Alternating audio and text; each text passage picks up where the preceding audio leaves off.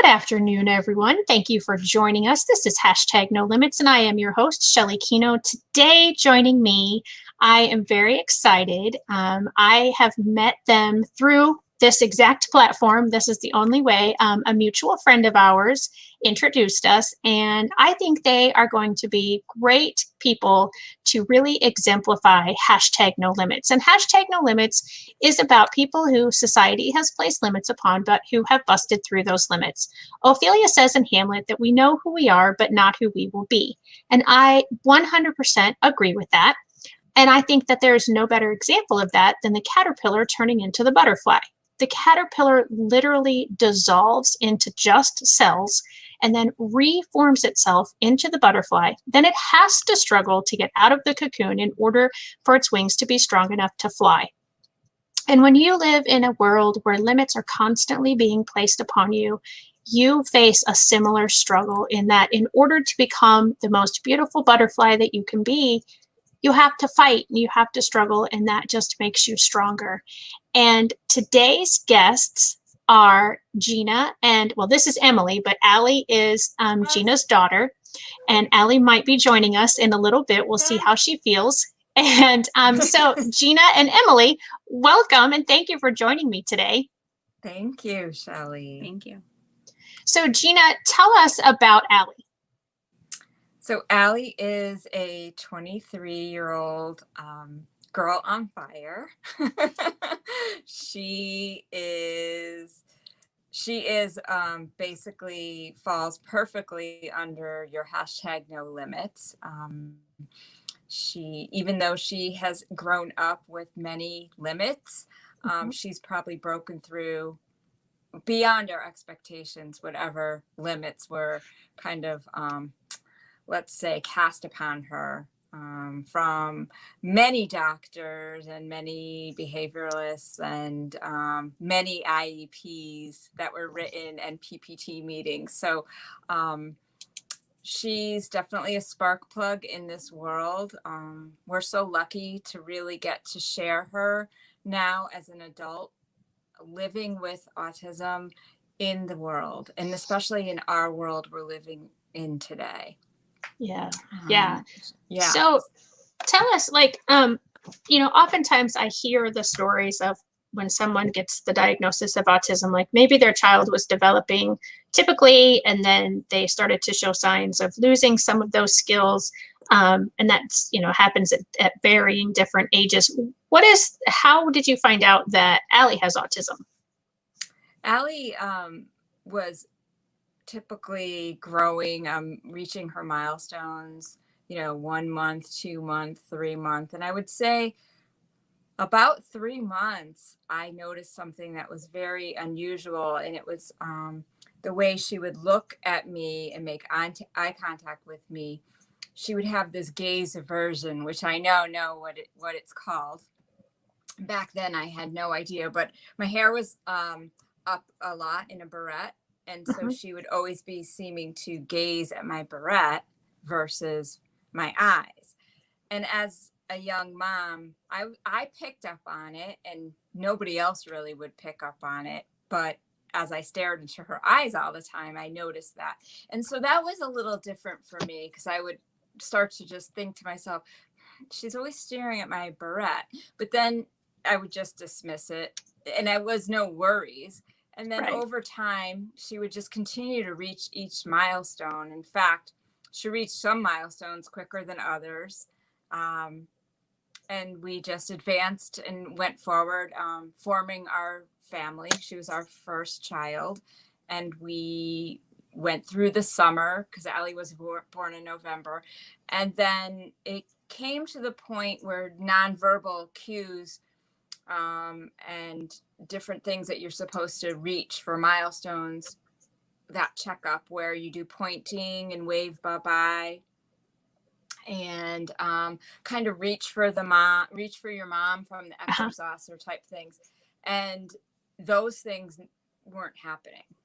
And so I found that to be very interesting, but then again, dismissed from my pediatricians, the people who gather around me. I mean, I have to say my parents, both my mom and dad thought it was a little different than what they were used to seeing, Mhm. but they were also like a late bloomer, or maybe she's just gonna, some kids just skip all of that.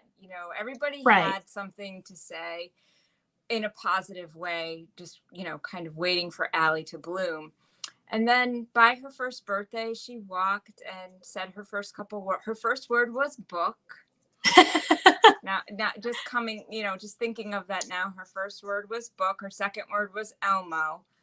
And those were her first two words. And then her last two words, until many years later. Wow. She did receive the MMR vaccine at her first birthday right after, but we did notice many of the things that were going on with her before the vaccine. So I do feel that she was born with autism. Now that I Mhm. look back, it wasn't something that was happened because of the vaccine, because we weren't getting the verbal cues. She wasn't answering to her name. She wasn't pointing, she wasn't reaching for me, looking for me. And I know Right. this so well because once I had my son, he was holding, like, he would hold onto my leg. I'd be walking around the house with my son, on my leg, and he was waving bye-bye, and all the babbling that happened. And so kind of all the stuff I missed, John and I really didn't see it that well until we really saw it for ourselves with our own family, which, we tend to do because you Right. have to really live some things to go to understand them and see them. So we knew quite early, I would say, that she was autistic. And I knew. And then it was really basically up to me to be the messenger to talk with John about it and talk with my parents about it. And you said Yeah. that she's 23, right? Yes. So when you were going through this, she was, I mean, obviously this was 23 years ago, between 20, 23 years ago. And Mm-hmm. at that time, a lot of information about autism was just kind of emerging. I mean, now Mm-hmm. it's everywhere. It But was at 1 that, in 200, I believe, which was it was, the what to expect while you're expecting, uh-huh, it had like a teeny little paragraph in the back. And I remember pretty much that was the Bible back then. And I remember looking in the back of that and seeing it. And then almost in myself, I don't even know how I looked it up back then, but looking up autism, I must have looked in some books. We were just catching on to the internet back then. right. So it was certainly a time where you had to, go research, really go out and look for the stuff. Right. Yeah. And Yeah. I'm just thinking about, like you said, your pediatrician and your family members, Mm-hmm. that whole, like you said, everybody had a positive reason why she might be showing some of those symptoms or signs or characteristics, whatever is the word you want to use. If the, not looking you in the eye, the gaze aversion that you talked about, or the, not necessarily doing certain things at the time that other people might do them. Right. And it's interesting too to me that you brought up the vaccine. I've often thought about and wondered if, not that the vaccine, because I think this is kind of what you were hinting at, not that the vaccine causes autism, but maybe that there is something in the child's body, and then it has a reaction with the Mm-hmm. vaccine that brings about more I think symptoms it or brings. definitely, yeah, it certainly can push things into gear. Um, and certainly perhaps where you're weak, Mhm. so expressive communication was definitely for Allie. Expressive communication was her biggest delay, but also to really get close and just follow inanimate objects instead Right. of people. Yeah. So she would just want these glasses rather than want me. It just, she Yeah. had the object, and knowing so much about what I know about autism now, you know, the object doesn't change. The object stays the same. The object does not have facial expressions, which she has to interpret, Right. emotions, signals, raises their vocal sounds change. And Right. all of that is this sensory processing that, you know, we all do every day, as you and I, you know, and Emily are doing right now. We're processing. Allie comes in, she's got to look at herself, she's got to process herself. You know, we can, you know, we're all new at the world of virtual, you know, speaking with Zoom and stuff, Mm-hmm. and following those signals. But as typical, quote unquote, typical Right. developing people, we are able to sensory processing. So I think for Allie, it was really sensory processing disorder of just anything that came into play would shut her down and shut her down. And then, you know, the safety was in the Right. objects. And so, and the sameness over and over and over. And that became her safe place to be. In fact, when she was young, she had a bucket of books. At my baby shower, we had the, you know, give a book for Mm-hmm. Allie's library, and she got all these books. And so by the time when she was able to turn board books, she we had a big basket of books. She would take the books out one at a time, turn the page of every book, and then flip it over and read it upside down, you know, look at Oh, it upside down. yeah. And then she would finish that book, and then she would go through the whole pile of books, which would take Wow. her like a good, I mean, it would take a good hour to do Right. in this basket, huge basket of books. And we would, you know, we would kind of remark, wow, she just plays so nice by herself. You know, I mean, we're just like, it's just so funny when you think back and you're just like, oh, you know, I'm getting so much done. And, you know, Right. how come I'm getting so much done? It's like, she's kid plays by herself. She doesn't answer her, you know, her name, you know, she likes the same things over and over again. And then when we started with solid foods, we realized the sensory processing is, you know, with the oatmeals and the different Right. textures, baby food. And then we were so excited to give her, like, you know, peanut butter and jelly, you know, and Yeah. little things, like when she could finally have peanut butter. And then it was like, oh, I'm not having any. Allie has to have the toast separate, the peanut butter separate, you know, everything's got to be separate. So eating was, everything came into play. Every aspect of life. yeah, came into play. What did you say, Emily? I'm sorry. I said every aspect of life. I mean, like, Oh, you think, like, as like a person without autism, like, people just take those things for granted. I mean, like, when I go to get her lunch, it's like, all right, well, I need to get something that's deconstructed, or like something that I know she's going to eat. So it's like, but we go to the grocery store and we're like, oh, we're going to get this and whatever. And it's every aspect of her life. yeah. And it's every minute of every day. And I do want to say hi. We have Fran has joined us. So I wanted to say hi. She said hi. So I wanted to make sure to welcome her. Mm-hmm. And yeah, that is such an amazing statement, Emily, because I think sometimes those of us without autism or without some sort of difference forget that it truly is every minute, every second of their day, of their life, that they are.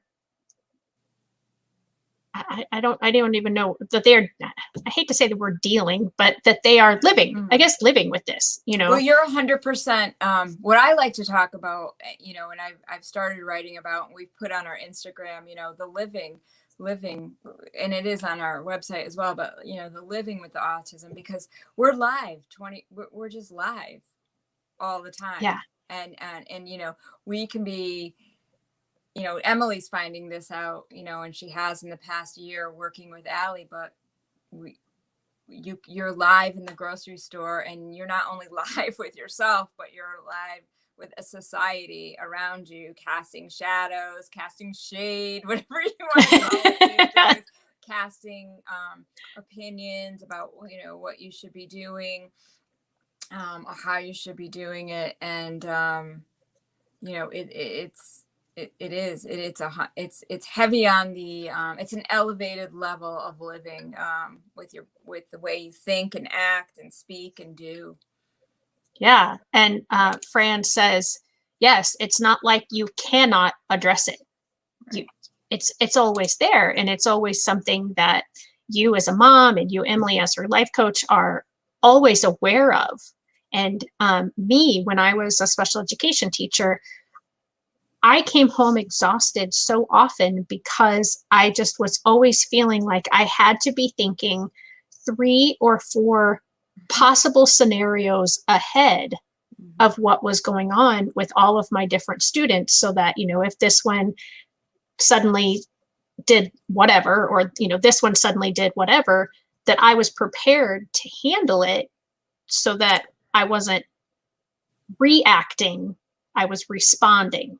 Mm-hmm. In fact, we have a pretty good story to tell. Do you want to tell it? With the we work with a behavioralist who's instrumental in life skills and all the behavior work we're doing out in the world, adulting with Ally. And when we have instances of when she's having these acting up issues, and what you do when you're like at Target where you abandon the cart. And do you want to tell how she kind of taught you how to? Yeah, I mean, our behavioralist basically is like a lifesaver, but she's taught me to, Ally is obviously nonverbal. I mean, you see with the eye covering and stuff like that. So when she does act out, so if we're in Target, let's say, it's I try to minimize my verbal. I try to get her out as fast as possible. I mean, just like we were talking about, I'm thinking like for myself, but when I'm with Ally at all times, I'm thinking for her. Like, how is she feeling? How is this going to make her react? Are these people too close to her in line? What's the smells? Is right. it, are there kids crying? Yeah, you're constantly Right. thinking for her as well as yourself, because you're in your own mind. But I mean, I'm her aide, and she has her own sense of independence, but it's also like I have to get her out of there if she's feeling uncomfortable, if she's overstimulated or something like that. So that's really where my job comes into play, and where you gotta help her out and be that aid for her and give her that assistance. Yeah. And the world becomes, really overwhelming. Yeah. But at the same time, every place that we go in the world it becomes a teaching environment. And so when you're in a Target, and if there isn't loud noises, and there isn't a weird smell, or there's coffee brewing, or there isn't a baby screaming one aisle over, once you've kind of done that inventory, it could be a task avoidance type of thing. And you have to really evaluate, is it too much for me, the caregiver, the mother, the father, the coach, to handle this situation right now? And do I abandon the cart, which is, sort of leave it there, and Al, you don't get your Play-Doh, or you don't get your chips or your Snapple or whatever you've chosen sort of possibly for the reward? Do I abandon the cart and let's just get out of here and don't look back, and we could try again?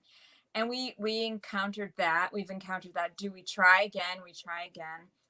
And also we came up with a third process, which we use now, is that we do curbside. So she's still going to have success. Okay, so Target didn't work out.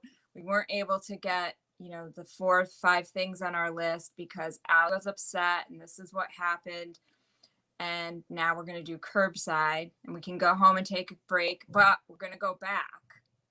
Yeah, that's awesome. Stuff, because we still have things we need to get done. Yeah, life carries on. And things still have to be bought. The food needs to be cooked if we're going to make that, and you've still got obligation on your schedule at 4:00, to cook pasta if that's what you're going to eat. So we need to go get it. And so it was a really good teaching mechanism. It is still a really good teaching mechanism. I mean, who'd ever thought, drive up and go, if that was that way back 23 years ago. Right.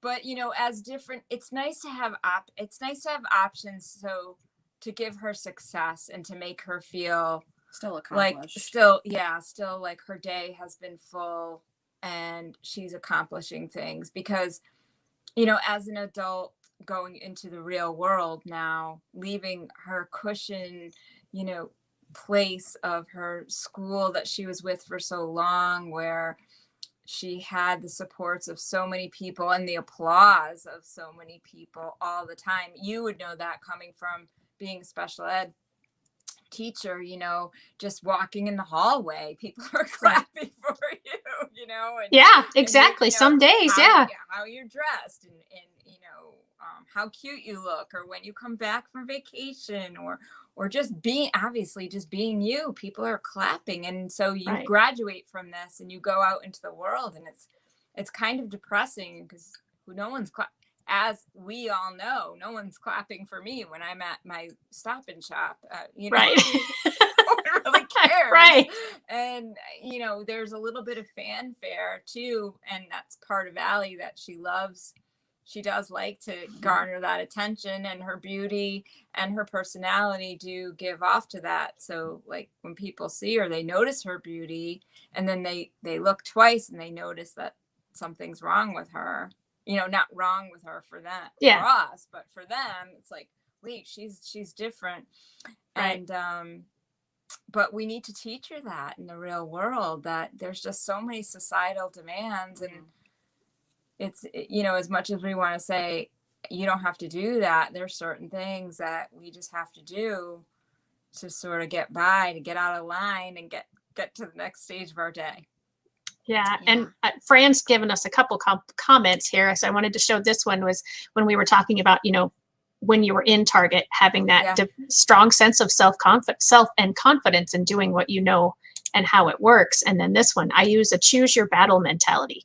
Assess not only her kiddos, but her own mental and physical resources available. Absolutely. Yeah. And those are good points. Yeah. And Emily, I wanted to reply to something that you had mentioned earlier of using fewer words is so important, because when someone is overwhelmed, and it doesn't matter if it's, somebody with autism or just somebody in an emergency situation, or a training that I've done is called crisis prevention. And so anytime somebody is having just a crisis of whatever it is, whether it's anxiety or autism or whatever, is the fewer words you can use, which I'm doing a really poor example of that right now. But giving short, simple directions. Let's go. Yeah. What do you need? And then in my experience with a lot of my students, and I don't know if this is that way with Ally, but giving a slight bit of time to process that too, and not just, let's go. What do you need? That was more overwhelming for a lot of my students. Definitely. So I'm thinking, based on what you've said, that that's probably similar for Ally as well, that she needs a tiny bit of process time before those questions or those directions. Definitely. I mean, my favorite thing to say is take a breath, and she will like physically exhale, and she'll take a breath, and then I usually know she'll give me like a look, or like she stretches out her hand to get a hand scratch, and then I know, okay, I can now speak. But it's like, you have to read Ally. I mean, you can't just get someone off the street and be like, you need to watch this girl. Like, you can't do it. You gotta. I mean, we are creating an Ally manual for anyone that comes and has to be with her every day, like I am. So it's like, everyone's different, whether they have autism or not. But even people with autism, they're completely different than the next one. So it's reading her cues, and that's where like thinking of her comes into play just as much as I think of myself. Yeah. And you had a good point too, Shelley, about the confidence, or Fran actually did, with the comment on the confidence level, because that was something that we really had to exercise in our own selves. My husband, myself, and my son, Emily, anybody who works with Ally in the confidence arena, when you're out in the world, and how you react, and how you react to people, and how it makes you feel when people are looking at you. We had someone on the beach last week come up to us. My husband and I had bought this like new cabana thing, and we were trying to put it together, and we were failing at it. And this woman came up out of nowhere, and was like, aren't these things a pain? I just bought one. Let me show you how it works. And then she looked down at Ally and she's like, she likes the headphones, huh? And I said, yeah, she does. And she says, how do you do it? She says, how do you do it with people? They have so much to say, about what's wrong, or when they look at you, if she makes a noise, and how do you do it? And I said, sometimes we do it really well. And sometimes, our emotions get the best of us. Right. And she ended up having a nephew with autism. So she, ended up telling the story, but how gracious was she to kind of come over and help us. She knew Ally wasn't going to get up and try to help us with the umbrella. But, right. My son had really difficult time growing up in the grocery store or in the airport, birthday parties where we had to leave, suddenly, where he would end up staying. I mean, it's like, where's everybody going? Right. I'm here now. My aunt's giving me a ride home. My parents are, going back and forth. Mom's gone now. John and I were always good about switching off, but it takes a toll on the family, and then it takes a toll on sibling to try to maneuver and really grapple with what's happening in their family, and to also not have anger at why people are, looking at them. Right. Yeah. That when you were telling the story about the woman, I have tears in my eyes, because it was just, such a kind gesture and a no judgment gesture. And nothing. And that, I've had some really good experiences that way, but I would say it's like every, more so, maybe more often now, but it's like every couple years that something like that would happen. It's not like it really happens all the time, but now I'm getting more like, well, checkout is perfect for us, so we can just kind of move on our way. Right. But back in the days where the lines were long and my kids were eating everything in the grocery cart just to get out. Yeah. And we're not the only family that it was eating everything, Right. But, you just were waiting for that person to say, go ahead. Like, just go ahead. Like, not that they have all day, but, let me help you out. Or what do you need? Yeah. Right. Or how can I, do you need help? And if you do get a stronger sense of self and confidence, and then the people who hang out with you they start to get it too. And then you notice when your girlfriends are with you, like, yeah, and then everybody's kind of getting a little bit strong. Yeah, people, I can't believe people. And then they're starting to see it because they don't have this, child that they're, taking on a chariot, I am through this world, in the world, in the world that we live in, my family, and taking her on this beautiful ride that we're so privileged to be her parents and to share her.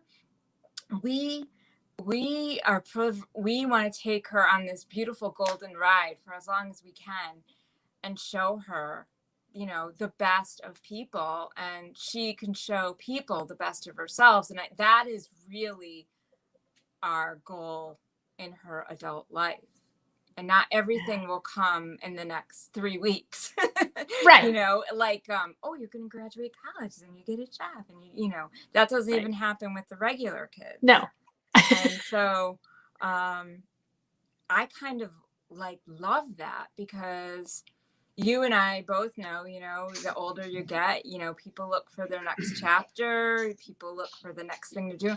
Well, it reminds everyone that everyone can have the next chapter. Everyone has can have the next year to try out new things and to be better, or to take a chance, or to take a risk. Yeah. Yeah. And I forget which one of you said it a little bit ago, but I think it was Emily, but I know it applies to both of you, is the knowing Ally. You kind of hinted at that with your talking about your girlfriends. And I have a book out, Those Who Can't Teach. And in there, I had a couple of families say the same thing, that when their child was struggling in school, it was because the teachers, or if they weren't known by medical staff, because those people didn't know their child. But when they found an environment where the people took the time to know their child and learn their child flourished. And so I think it was Emily said that about you're making an Ally manual. And that's perfect, because exactly what you said, what you're going to do with Ally and for Ally is not the same as you would do for each other or for me. Right. So, having that information, and then also that gives that confidence that you talked about with your girlfriends, or, I know too from the stories in my book that so many families say they don't have people that will stay with their child, no matter how old their child is, whether they're an infant or an adult or somewhere in between. And it's so often because people don't have that confidence. And sometimes it's that the parent doesn't have the trust to be able to step away and let someone else do that. And I can only imagine the trust that is required. And it's an enormous amount of trust, and it's also empowering, that person who you've, kind of gained, in your circle as a champion. I'm lucky to have Emily, and I have one other girl, and her name is Carrie, who's been with Ally for like 10 years. And then we have a couple part-timers who kind of come in and go, and she's lucky to have some really beautiful cousins and aunts and uncles who really, given any emergency or time where they need to spend time with her, can do that for her. But it's a teaching. It's not, it doesn't just come as, oh, here's the bottle and here's the diaper. Right. Exactly. And I think that is something that we need to do better at as a society, is being okay with learning something new, and wanting to, so often I'll hear people say, oh, just call me if you need something. Well, I can't just call you if I need something. Like if I'm in your shoes, because there's things you have to know before I can call you when I need that. Yeah. And you're constantly just kind of like, you have to sort of up-level yourself.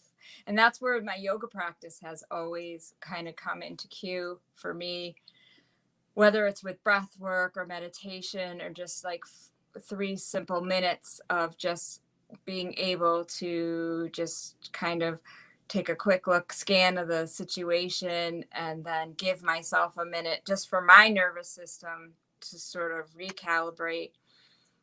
Because I remind Emily and anybody who works with Ally, you are a person, living, breathing person as well. And, it goes back to that old thing, put the oxygen on before you give it to the child. But in caregiving, it's, whether you're a new caregiver or you've been doing it for many, many years, I hate to use that word, but, it's like whether you're a coach or caregiver or however you want to classify it, there is a lot of care that you need to take, and tenderness that you have to take for your body, for yourself. You have to drive slow. You have to pay attention. You have to drink water. You have to eat.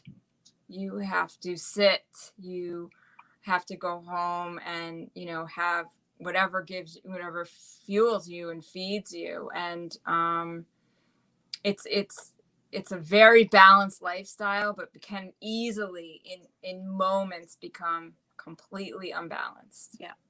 Yeah, absolutely. And this was Fran's comment from earlier, but it fit in perfectly just now as well, that you have to allow yourself to be real too. Yeah. Yeah. And then she also commented when we were talking about the next chapter, different seasons in this journey of life. Yeah, And that's true. Fran is, I don't know if you're aware of it, but I also have another web show that I do called Friday with Fran.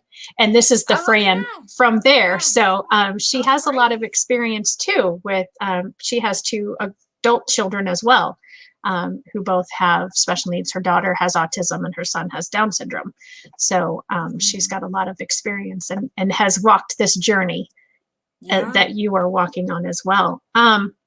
So you mentioned, I want to talk about this a little bit, is your yoga practice. So how has that really helped both you and Ally and your family in living with someone with autism? I think the practice is really where Mother Asana was born. So I came to yoga, just sort of unexpectedly. Just it was quite chaotic when my kids are 22 months apart. So always been a seeker since I was a young girl, but never really sat in a yoga mat until Allie was about 3 years old, when my son Johnny was one, and I was like, I just probably need to go somewhere where it's just nothing's moving. Right. So and in fact, when I went to yoga, and I was like, well, we have to move now, like with just sitting here, this is good. So it just gave me a place where I could go, sort of like when you read and you read books and it takes you to so many places. Yeah. This was a journey that this was part of my strategy, just to check in with myself and my body, and not my, definitely my physical body, but just to make sure that I was breathing and living and looking after myself, even though I have lovely people and family in my life to look after me. I learned that, I have to look after myself. And so I started the practice and, covered many aspects of asana, which is of Mother Asana. So asana means to sit with presence and purpose. Okay. And asana is any given pose in yoga. There's a variety of asana, and one of the asanas is sukhasana, which is just sitting.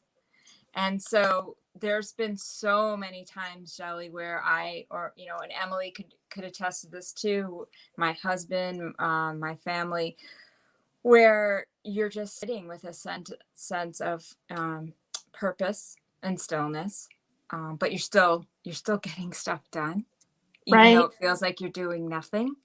Right.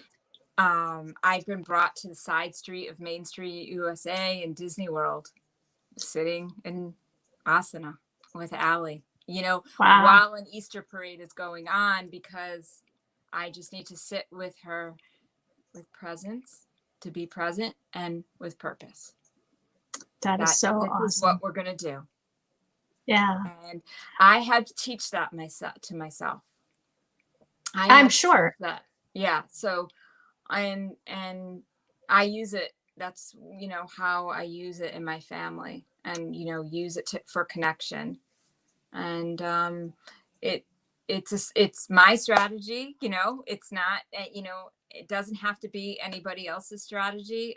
It's just suggestions and how to connect with yourself before you connect with others, or how to connect with others while connecting with yourself, and somehow have that reciprocity that gives you that sort of dopamine hit that, right, all's good, all is well, because that's what happens if you and I were to have this conversation tomorrow. It wouldn't be the same one as it is right now.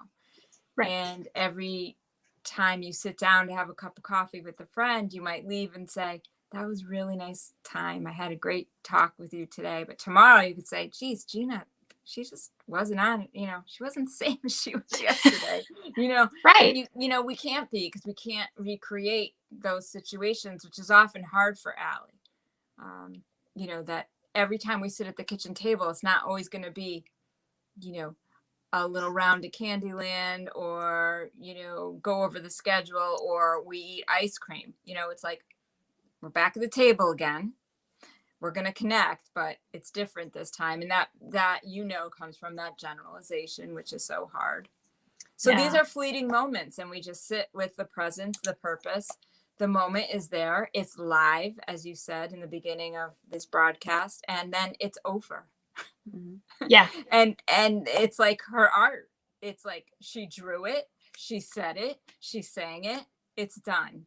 It's like out. And Mother Asana was sort of like, I better start capturing these moments and these nuggets of gold that she's offering, and these little snippets, and how to encapsulate them with her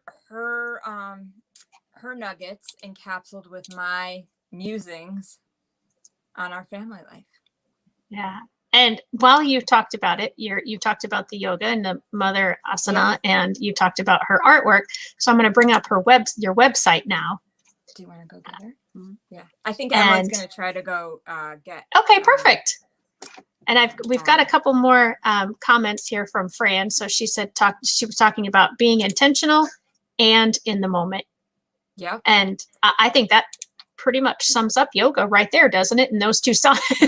Yeah. And the practice evolves over time, and our bodies change, our lifestyle changes, and we really have to, you kind of enter that next phase. You enter that next, like, well, what's my practice going to look like now?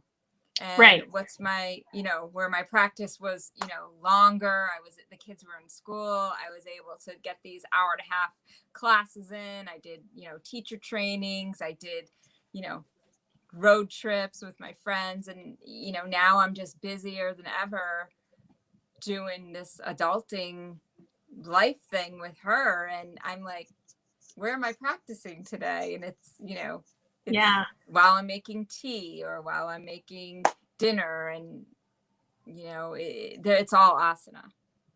Yeah. And Fran and I often talk on our Fridays with Fran about the mental health side of the caregiver, and how important it is to take care of yourself and to be in the moment and be present during something that is happening, because as you said, you'll never get that moment back. Yeah. I mean, I wearing pink, kind of a shout out to breast cancer survivors, as I am one. And I had that moment where, I got the call that I had cancer, and my first reaction, my first words to my girlfriend who I was on the phone with was, I can't die. I can't die. Right. And I think that it's not true, because we all will die, Well, yeah. We all are going to die. And so it's like, I had to really look at that and say, like, this is interesting, because you never want to think of a world without you in it, or me in it, to care for Allie, but, and it doesn't hinder in the back of my mind as fear, but it's just a logical place that someday Allie will be, on this earth, perhaps without us. Yeah. And so, again, back to Fran, I mean, you have to be really real about things, and it's really hard to look at real things. It's really hard to look at real things. It's really hard. Yeah. Yeah. And she said balance, finding that time, even if it is brief, to reboot, and how important that is. Yep. So I take it, since Emily is back without Allie, that Allie was not up to seeing me on the screen again, which is perfectly fine and understandable. We can show a picture of her here on the website. But yeah, this is the homepage of our website, with just a quick smattering of some of the art that she does. And this is actually the mutual friend, excuse me, and how we have met, because she has some of her items at the One for All gift shop, Yep. which Teresa is has the mug, the shine mug, that is at the shop now. We have some other things on our website. We do things in small batches, and again, like Ally, they're sort of fleeting. right. So whatever comes up and sells out, and then we sort of do another batch of something, and our customers quite they like that. Yeah, it truly is a one of a kind original then at that point, because she may not make another one like that. She usually doesn't. And she's an artist, so she can go dormant as well. Right. We are writing a book together, so she's been asked, to create on demand to some degree, and that's been interesting. But she's so creative, she's so fast. If you ever just seen a watercolor artist just paint really quickly and just do it, she's just got that talent. Among her many talents, one of which she is an artist, and I'm an art lover, and I'd like to say creative myself, and so it's just right up my alley to just always be creating and then letting it go, and creating and letting it go, and because it's like I just kind of put it out there and then go on to the next thing. We just want to share it with the world. Yeah, that's so awesome. So there's a couple of places then where people can buy things that are made by Ally. So they can go to your website, or they can, if they're in the Long Island area. I'm trying to think, North Fork. Yeah, she's in yes, right on the North Fork, and she actually has an online shop now. Yeah, So she just released that, I think. Yeah. So that's very exciting. Teresa's a very big supporter of many adults with disabilities, and with Ally as well, and her art, and so we're just thrilled to be there. Yeah. And then we did this mug like with a local potter from Maine, and so we just are over time through the seasons curating new things, and buying small batches and then putting them out there. And I love that so much, that there aren't those limits. Maybe she isn't working at a factory or at a large corporation, but she's an entrepreneur. She is creating beautiful things and helping bring light to our world. She brings the shine right in, and it's sort of like my girlfriend said, when I hold this mug, it's like I'm holding space for the person who I bought it from, or the person I'm sending out, just kind of like a hug. And it's just joyful. It's just to feel good. Again, it's like that little hit that Ally can give you, which you were so privileged to kind of have her jump on. You could get that hit right away from her smile, and that's what I want. That's what I want for people. I want people to feel that way. I think everyone should have that hit in their day. Absolutely, at least once a day, if not 10 or 20 times a day. At least once a day, and I think however you can offer it up, whatever you do, if you can offer that up and share it, then go ahead and do so. And these, this population, if you want to call it that, just has so much to teach the world. Yeah. Which is the exact reason for the title of my book. And it just fits, because my experiences as a special education teacher, I have said this for years, and I still feel as though I am learning every week when I do one of these episodes with another person and I learn about different things. And as a teacher, of course, that is always what I think we should be doing, is learning constantly and never stopping. But there were just so many things, and they weren't necessarily, the things that you typically think about learning in a school, but that's okay. It's still part of life. It's still being human. And, I learned about true unconditional love from many of the families that I worked with over the years, that they gave to me, not just that they gave to each other. And, being compassionate and having some of my students that I worked with, I saw a work ethic in them that I didn't see in your typical person. Right. Mm-hmm. And yeah, there's, at the end of every one of my chapters is, this is what I learned from being blessed. I love that part of your book. I love that because it's just that truth telling space where, like you said, Allie's teaching, my son is teaching me something new every day, Right. And so is Allie, but Allie will always take me out to the beaten path, to the side door, to the dirt road that leads you to, you don't even know where, and you've got cuts and bruises all over you, and you're like, how could this actually be good? And then you're like, actually it could be. Right. It actually could. And so perspective is always there. Yeah, absolutely. And, I love being able to, give the generation like Emily and Carrie and other people who care for Allie, the opportunity to kind of develop their own style and take on that dirt road on their own.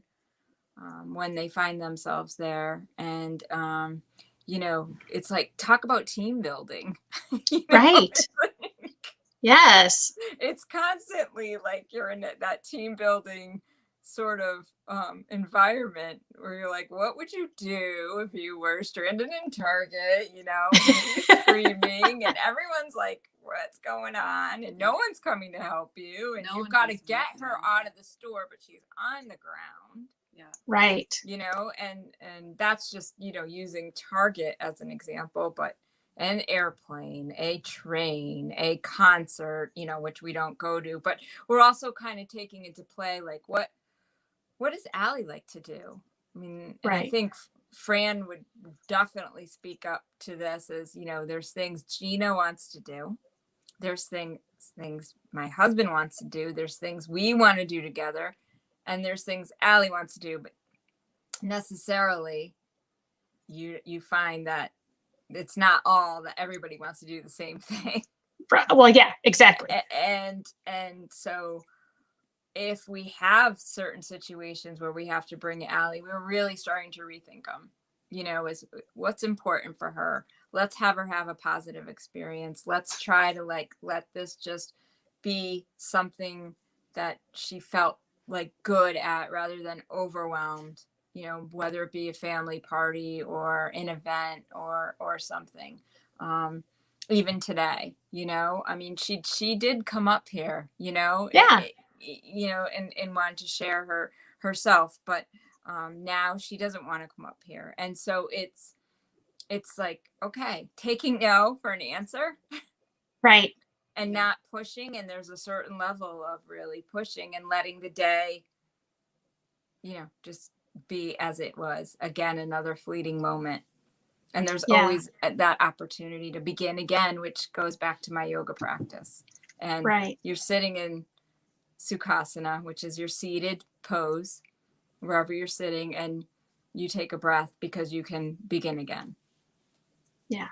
And this is what Fran just posted, respecting Allie. Right. Mm-hmm. And, it is so important because we tend to think that our way is the right way, or that our version of happiness is the only version of happiness. Mm-hmm. And I'm learning that I can change my expectations. I'm not necessarily lowering my expectations. I'm changing them. And I can find just as a wonderful experience, no matter which expectation I chose to go with. So whether it's yeah, because you've got people around you who have adult children who are coming and going, and you're coming and going, and we certainly have a beautiful life. We're coming and going too, but we're coming and going differently. right.